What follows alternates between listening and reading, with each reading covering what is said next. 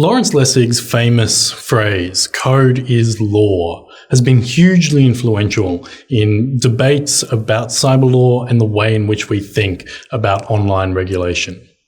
While he wasn't the first to point it out, Lessig really forcefully made the point that architecture or software code, the way in which computer networks and systems are designed, has a strong regulatory force.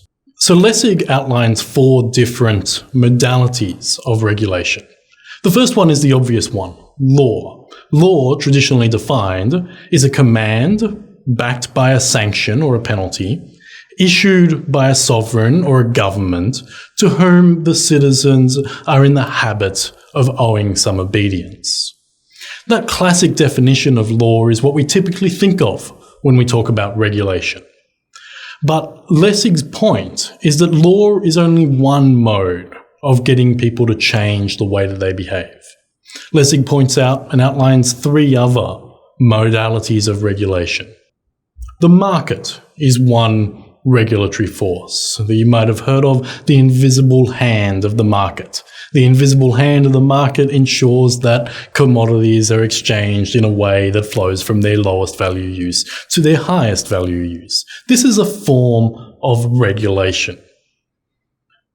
The pressures exerted by the market, the competitive pressures exerted by the market, push people to behave in certain ways. The third is code. Code or architecture regulates what it is possible or easy to do. So architecture in physical sense always regulates how we use physical spaces. The layout of a room affects how people will interact within that room. So too on the internet.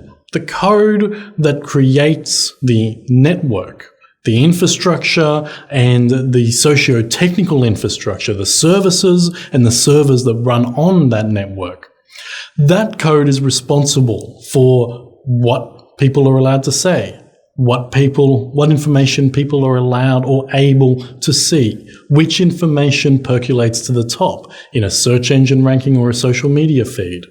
The way in which people communicate is largely regulated by the way in which the services that provide internet systems are designed.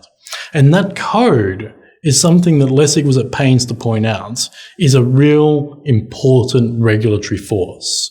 And it's something that we need to pay attention to as lawyers thinking about how the internet is regulated, or as policymakers thinking about how we might constrain behavior on the internet. Code cannot be ignored. It is a fundamentally important facet of the way in which people communicate and the limits on how people can communicate online. The 4th modality is social norms. And social norms constrain behavior by setting expectations about what it is acceptable to do.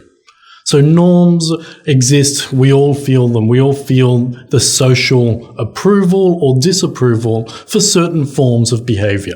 And these have a hugely important role. We are social animals and we are responsive to the approval or disapproval expressed by others. We tend to follow the rules, often not just because we might get caught and punished, but because other people expect us to.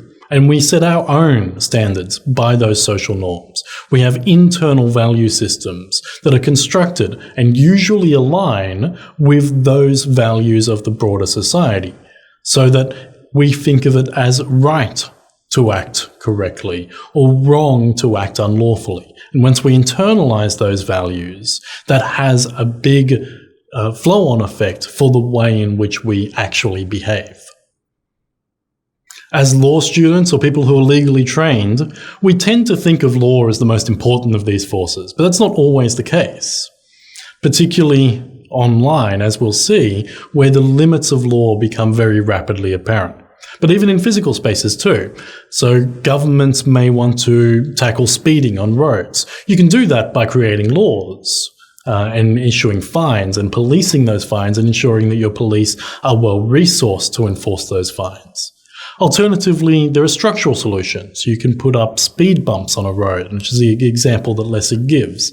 And that has potentially a much more effective, definitely a much cheaper effect in the way in which the laws are, or the rules are actually enforced in society. So if you think of regulation as defined as a sustained effort on one party to change the behaviour of another, then there are lots of different ways to do that. When we're thinking about regulating the internet, we need to be aware that there are different types of levers that exist, different choices that are embedded in the systems that we use that might be open to change. And it is this malleability that makes internet regulation so interesting, in that there are opportunities to influence the design of code or architecture, the networks and the systems that provide our services, in order to deliver upon some social goal. Lessig's other point was that we really need to make visible the way in which code regulates. So what makes code such a dangerous modality of regulation is that it's often invisible. We don't think about the assumptions that exist in the software that we use to communicate. So, for example, we might inadvertently discriminate against people. Lots and lots of websites are not accessible to people with print disabilities. And this isn't a conscious decision to exclude people with print disabilities, but it's a result of a failure to think about the different needs of different users at the time at which the software and the content was created. So there are standards that exist to help people who are blind access web pages, but those standards are not always implemented in an overwhelming majority of websites.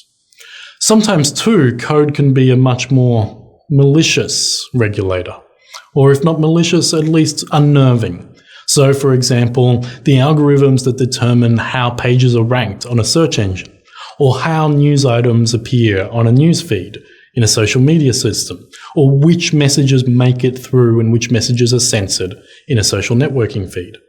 These algorithms are tools designed by the operators of the platforms, subject to all of the market and legal pressures that those operators are.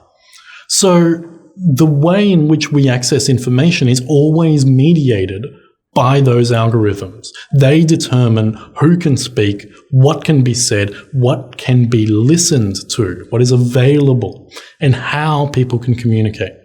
Now that is a massive amount of power that normally goes unnoticed. Unless you're paying particular attention to the regulatory power of code, you might miss the private power that there is in determining the form and substance of our communications. So it's important to pay attention to the operation of software in order that we can be aware of how power is exercised, in whose interests these algorithms operate, and how we might change them, how we might influence the design of these systems in order to better achieve our regulatory goals.